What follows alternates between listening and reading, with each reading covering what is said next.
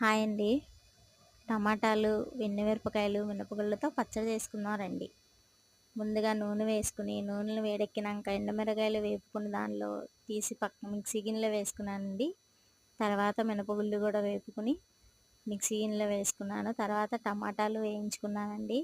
ముందుగా ఎండుమిరపకాయలు, మినపగుళ్ళు మిక్సీ పట్టి దానిలో వెల్లుల్లిపాయ, ఉప్పు, జీలకర్ర, చింతపండు వేసానండి.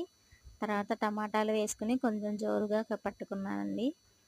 దాని తాలింపు కోసం పచ్చెనపప్పు, ఆవాలు, జీలకర్ర, సాయమినపప్పు, ఎండుమిరగాయలు, ఇంగువ వేసి బాగా వేయించుకుని కొంచెం కరివేపాకు వేసుకుని బాగా వేయించుకుని దానిలో మనం మిక్సీ పట్టుకున్న పచ్చడిని వేసి కొంచెం మగ్గనిచ్చి దించుకుని కలుపుకుని తింటే బాగుందండి. చాలా బాగుంది.